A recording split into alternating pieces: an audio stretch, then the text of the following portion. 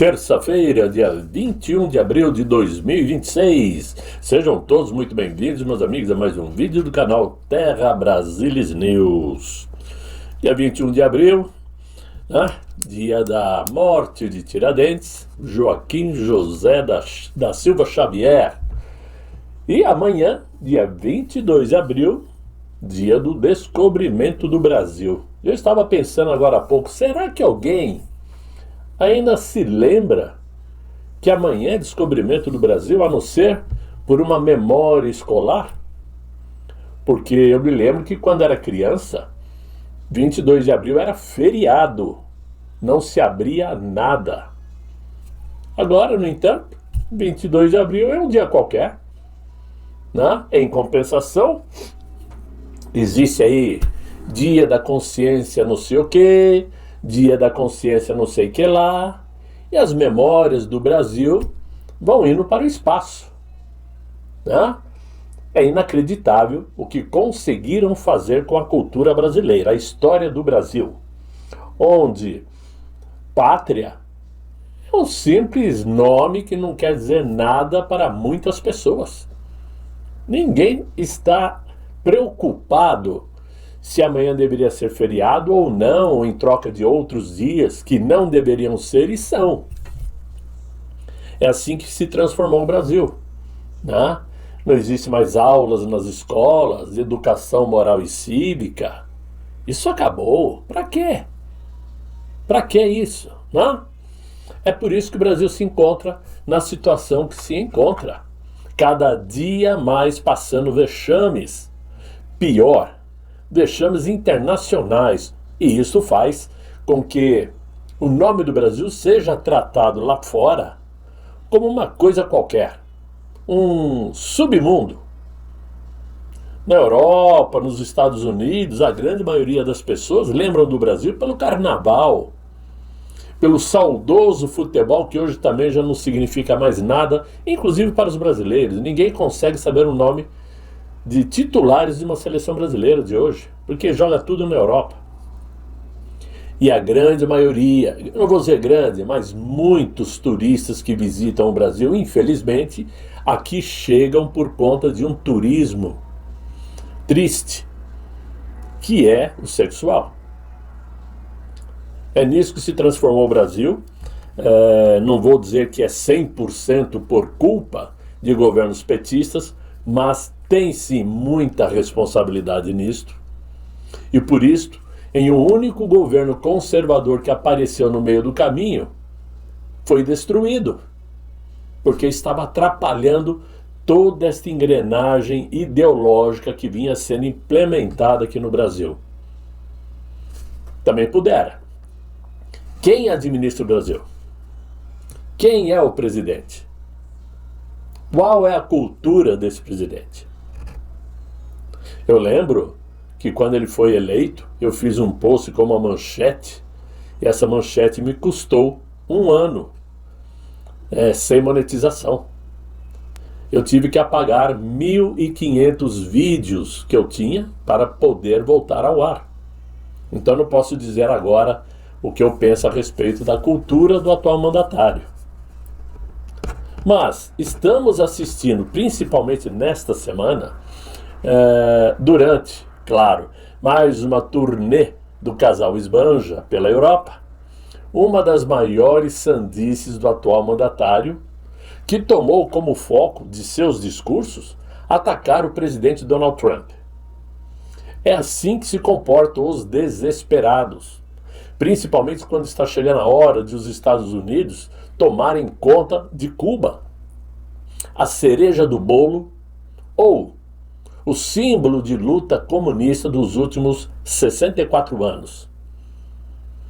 É assim que nós estamos vendo o nosso governo, que fica procurando um enfrentamento com quem não tem condições de enfrentar, mas para chamar a atenção daqueles que pouco conhecem de política, para aqueles que não se informam como deveriam se informar, principalmente para aqueles que assistem a novela das 6, das 7, das 8, das 9, no meio deles o Jornal Nacional, Fantástico, que só serve para emburrecer a população.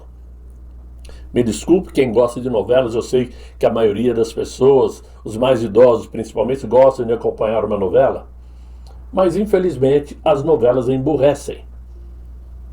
E por isto estamos nessa situação, onde um presidente precisa fazer de conta que é estadista, procurando encrenca para chamar a atenção.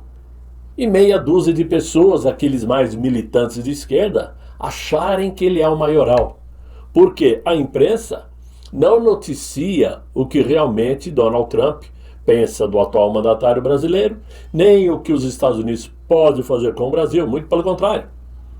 Eles colocam as bravatas do Inácio como se fosse um prêmio Nobel, né? Como se fosse a conquista de um título. Essa é a nossa realidade.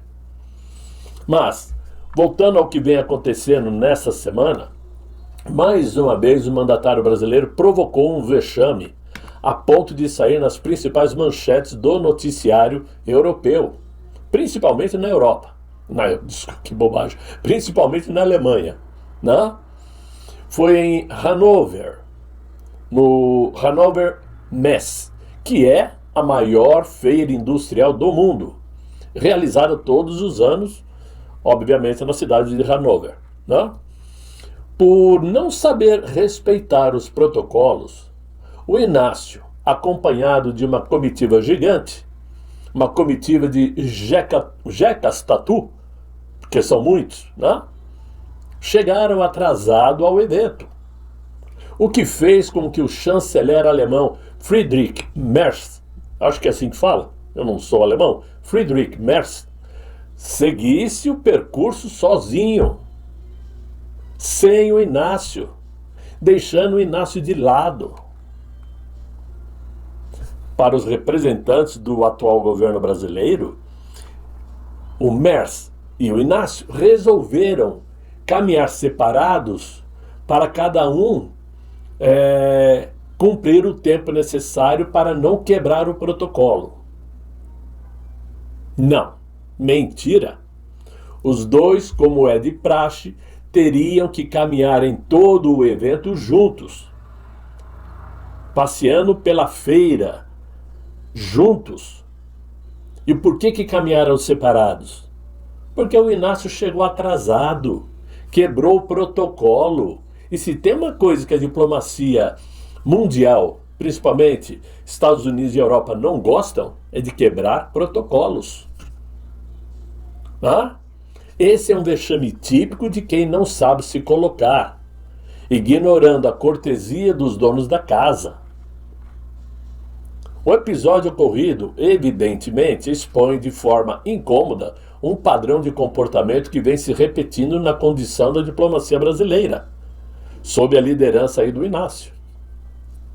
Em um ambiente onde cada gesto é calculado, cada minuto é coreografado e cada presença carrega um peso simbólico, o que se viu foi uma quebra de protocolos que dificilmente pode ser tratado como algo trivial. Na cabeça do Inácio, possivelmente, ele pensou: bom, estou 10, 15 minutos atrasado, mas tudo bem. Nós vamos caminhar do mesmo jeito e o evento vai terminar 15 minutos mais tarde. Não é assim que funciona. Não é assim que se faz. Principalmente na casa do hospedeiro. Quando um chefe de Estado participa de evento dessa magnitude, ao lado de outro líder, nesse caso então o chanceler Friedrich Merz, o mínimo esperado é alinhamento, respeito ao cronograma e, sobretudo, compromisso com a imagem institucional que está sendo projetado.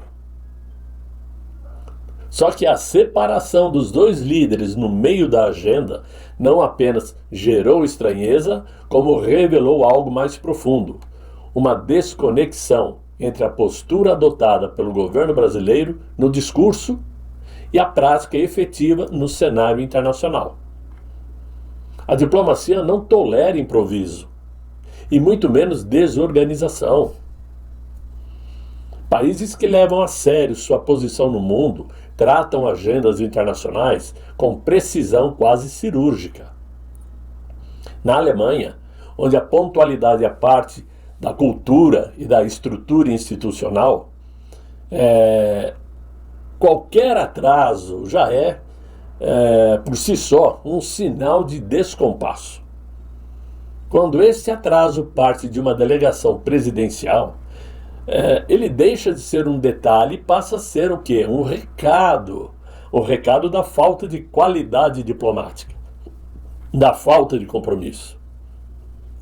Então, ao permitir que uma situação como essa ocorra, o governo brasileiro transmite uma imagem de desleixo, de falta de preparo e, em última instância, de desrespeito aos padrões básicos da diplomacia internacional. Mas há também um elemento incoerente que agrava ainda mais o quadro. Enquanto o discurso oficial do Inácio tenta projetar um Brasil como protagonista global, defensor do diálogo e de mediador de conflitos, a prática de suas ações revela falhas básicas, principalmente na execução, além da contradição, evidentemente, entre o que ele fala e o que ele faz. Simples assim. Agora, o que esperar? Ele que passou pela Espanha, falou mal de Donald Trump. Chegou na Alemanha, falou mal de Trump. Está hoje em Portugal, né, falando mal de Donald Trump. O que se pode esperar de um líder igual ao Inácio? Está lá em Lisboa, falando mil e umas a respeito de Donald Trump, ao lado de um líder que não é de direita, mas que respeita os Estados Unidos. Portugal nunca bateu de frente com os Estados Unidos, porque tem uma convivência pacífica com o mercado americano. Mas nem nisto o Inácio percebe. Nem isto, né? O Inácio percebe que, falando mal de Donald Trump ao lado do líder português, coloca Portugal numa saia justa. Pô, eu te convido para vir aqui, você vem aqui falar mal de um amigo? É mais ou menos isso. Então, é triste. Por isso eu acho que muitas pessoas nem sabem que amanhã é dia do descobrimento do Brasil. Aliás, seria de bom tom se o Inácio chegasse amanhã em Portugal para coincidir com essa data, que engrandece os portugueses. Eles sempre batem no peito: nós somos a pátria-mãe, nós descobrimos o Brasil. Mas esperar o quê da diplomacia desse Itamaraty, comandada pelo Celso Amorim, porque o Mauro Vieira é um fantoche, né? Muito bem.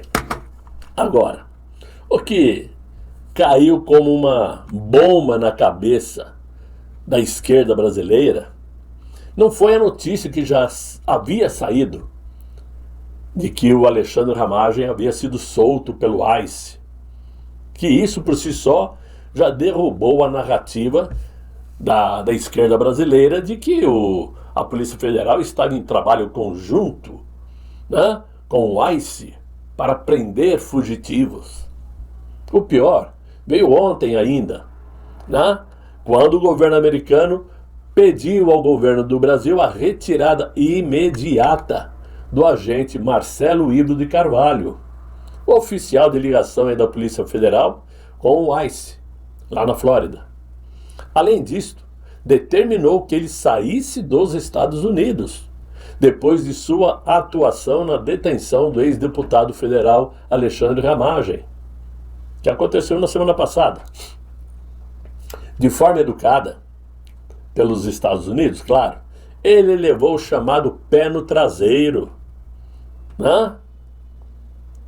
Isso ficou claro, pois se fosse por mal, se não fosse por educação, ele seria oficialmente expulso. E isto se não fosse preso por cometer um crime dentro de território brasileiro, porque é um crime agir como um policial em território estrangeiro. Ele não tem permissão para isso. O cargo dele é administrativo. Ele não é policial nos Estados Unidos. Então, em nota, o Escritório de Assuntos do Hemisfério Ocidental do Departamento de Estado americano não cita o nome do delegado, mas classifica sua atuação como uma tentativa de manipular o sistema de imigração dos Estados Unidos, como vocês estão vendo aí na imagem. Nenhum estrangeiro pode manipular nosso sistema de imigração, tanto para contornar pedidos de extradição formais, quanto para estender caça às bruxas política no território dos Estados Unidos. Hoje, nós pedimos que o funcionário brasileiro relevante deixe nossa nação por tentar fazer isto. É o que diz a nota. Segundo a BBC Brasil, a Polícia Federal e o Ministério das Relações Exteriores ainda não se posicionaram sobre o evento. Mas a Polícia Federal já promoveu uma substituta para o cargo do jagunço federal, o que significa que ele realmente já dançou. Ponto. Já vai voltar aqui para o Brasil e sabe-se lá a quem ele vai ceder seus trabalhos, né? Porque desempregado ele não vai ficar, tenho certeza disso. Ele vai continuar policial federal, vai continuar ali dentro da turminha, isso é fato. Então, quem vai substituir o jagunço, desculpem, é a delegada Tatiana Alves Torres, que vai assumir a posição de oficial de ligação junto ao Serviço de Imigração e Controle de Aduanas, o ICE. O jagunço Marcelo Ivo foi nomeado para atuar nessa função em março de 2023, pelo prazo de 2 anos, em substituição a um agente da Polícia Federal. E já havia praticado a mesma ação de espionagem em território americano quando seguiu sigilosamente aquela brasileira cidadã americana em Pompano Beach, na Flórida. Agora, eu vou citar um detalhe interessante que me chama a atenção. Se ele assim agiu com relação a esta brasileira e agora com Alexandre Ramagem, por que não pode ter sido ele? É só uma pergunta. Por que não pode ter sido ele que forjou a entrada do Felipe Martins nos Estados Unidos? Porque vejam bem, o Felipe Martins foi preso na primeira vez em 8 de fevereiro de 2024, no âmbito da Operação Tempus Veritatis, por, segundo o ministro Moraes, ele ter apresentado uma suposta minuta de golpe de Estado ao nosso ex-presidente Jair Messias Bolsonaro. Só que essa prisão de Felipe Martins foi revogada pelo próprio Moraes em 9 de agosto de 2024, depois que o PGR apontou a inexistência de motivos para a manutenção da prisão. Ok. Mas eis que depois disto, o mesmo ministro cobrou explicações de Felipe Martins sobre sua viagem aos Estados Unidos em dezembro de 2022, dando a entender que ele teria tentado uma fuga, sem ter sido acusado de nada na época. Hoje sabemos, evidentemente, que essa viagem não existiu. Só que surgiu então um documento I-94 que mostra a entrada de qualquer cidadão no território americano. No caso, apareceu o documento I-94 em nome de Felipe Martins, mostrando que ele entrou no território americano, o que também já foi comprovado ser falso. Daí vem meu questionamento. Quem era o possível agente da Polícia Federal que poderia ter trabalhado para forjar esse documento lá na imigração americana? Possivelmente o agente administrativo que trabalha com o ICE. Ou não? Volto a lembrar de que o jagunço da PF começou a ocupar o cargo lá nos Estados Unidos em março de 2023. E só deixou o posto agora, que acabou de levar o pé no traseiro, né? Será apenas uma coincidência? Porque o que me soa muito estranho é que até agora esse caso não foi solucionado. Vamos aguardar, porque ainda deve surgir alguma resposta, evidentemente. Aliás, eu quero até lembrar aqui que o tal jagunço Marcelo Ivo de Carvalho gostava de ostentar uma vida de extravagâncias dentro do território americano. coisa que não combina muito com o seu cargo, mas principalmente não combina com suas posses. Vocês estão vendo a imagem aí, né? É um simples exemplo. Vamos lembrar que um adido policial é uma função de altíssima responsabilidade. Não é turismo pago com dinheiro público. Não é oportunidade para colecionar fotos como esta, né? Com champanhe, mulheres em camarote VIP. O cargo de adido é representação de um país. Só que, segundo o site Direita Ativa, fotos e registros em redes sociais mostram o delegado Marcelo em finais de semana com festas exclusivíssimas, bebidas importadas, companhias femininas e presença constante no Clube Mila, um dos espaços mais seletos e caros de Miami. O Mila não é um clube de praia qualquer, muito pelo contrário. É um reduto onde só entra quem tem dinheiro de verdade. Estamos falando de um clube de elite e não de servidores públicos do Brasil, que normalmente não tem esse padrão de vida. E aí vem a pergunta constrangedora: como um delegado com salário fixo sustenta um estilo de vida reservado a milionários norte-americanos? Muito bem, é a pergunta que fica no ar.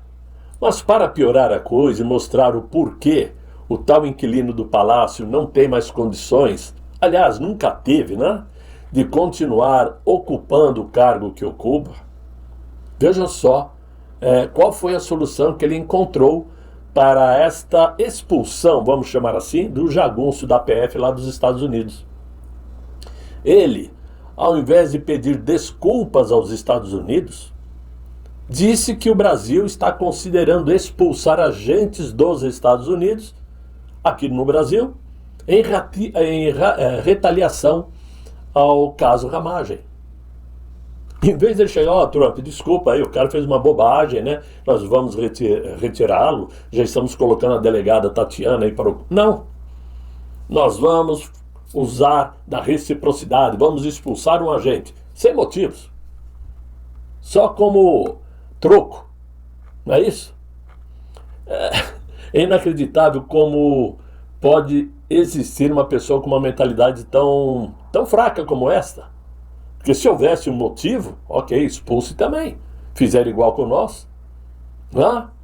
Mas expulsar por vingancinha, de mimizento, que não consegue crescer por conta própria, a não ser armando barraco na vizinhança, barraco de feira, é muito mal para o Brasil. Mas essa é a ideia que está pintando lá no Palácio do Planalto e no Itamaraty.